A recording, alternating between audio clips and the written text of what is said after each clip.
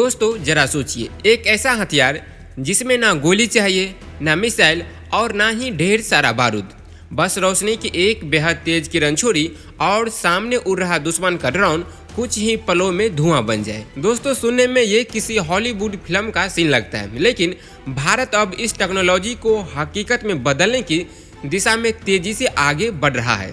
Laser हथियार की सबसे बड़ी खासियत यही है कि इसमें पारंपरिक गोला बारूद की जरूरत नहीं पड़ती, यानी जहां एक मिसाइल को तैयार करने और दागने में भारी खर्च आता है, वहीं लेजर सिस्टम में मुख्य खर्च ऊर्जा और सिस्टम को ऑपरेट करने का होता है। दुनिया के कुछ चुनिंदा देश ही हाई पावर लेजर हथियार पर काम कर रहे हैं।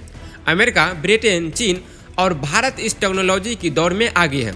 भारत ने भी स्वदेशी लेजर आधारित सिस्टम विकसित करके यह दिखा दिया है कि अब हम सिर्फ हथियार खरीदने वाले देश नहीं हैं, बल्कि हाईटेक डिफेंस सिस्टम बनाने की क्षमता भी रखते हैं। खास बात यह है कि ऐसे हथियार ड्रोन जैसे छोटे और तेजी से उड़ने वाले टारगेट के खिलाफ काफ़ी काम की साबित हो सकते हैं।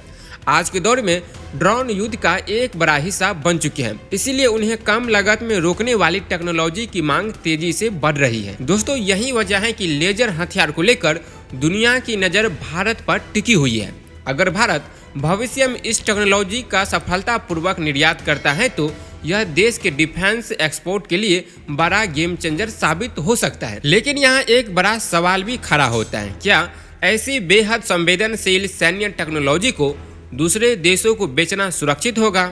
आखिर इससे भारत को आर्थिक फायदा तो मिलेगा, लेकिन साथ ही टेक्नोलॉजी की सुरक्षा और रणनीतिक जोखिम भी जुड़े होंगे।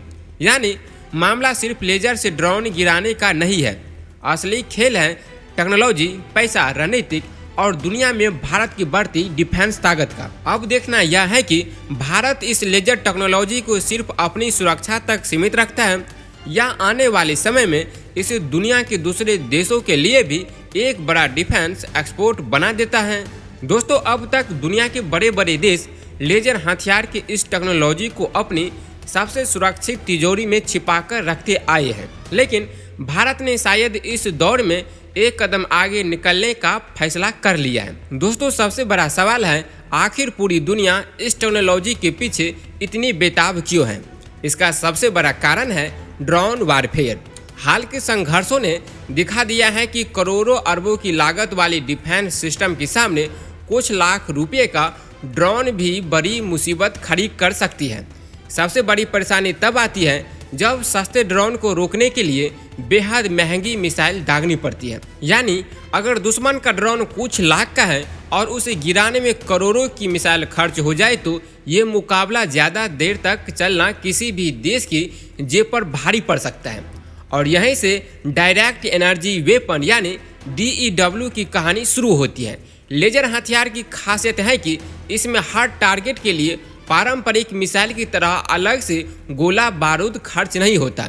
अगर सिस्टम को पर्याप्त बिजली मिलती रहे तो वह लगातार आने वाले ड्रोन जैसे टारगेट के खिलाफ इस्तेमाल किया जा सकता है। दोस्तों यही वजह है कि आज दुनिया सिर्फ मिसाइल की ताकत नहीं देख रही, बल्कि ये भी देख रही है कि कम लागत में ज़्यादा ड्रोन कैसे रोका जाए।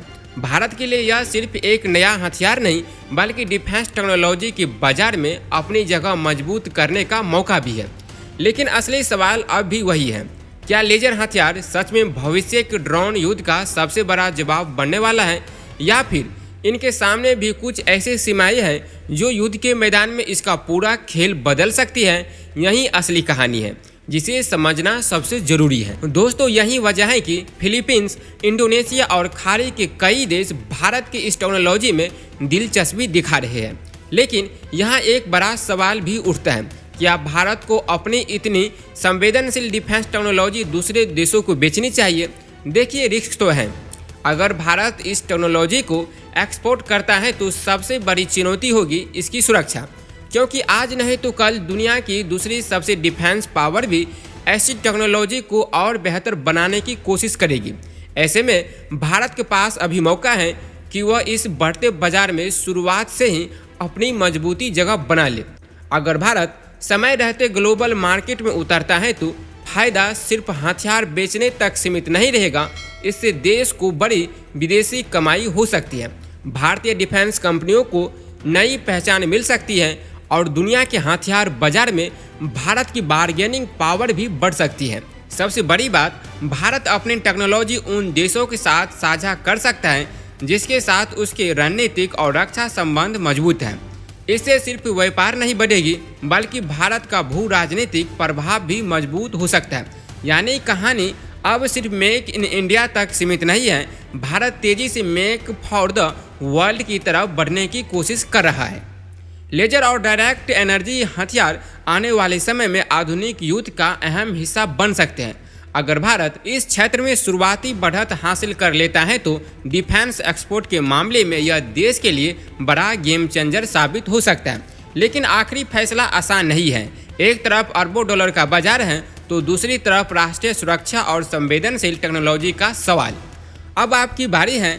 आपके हिसाब से भारत को अपने लेजर हथियारों की टेक्नोलॉजी दूसरे देशों को बेचनी चाहिए या इसे सिर्फ अपनी सुरक्षा तक सीमित रखना चाहिए? हाँ या ना में कमेंट में अपनी राय जरूर बताइए। तब तक लिए जय हिंद, जय भारत।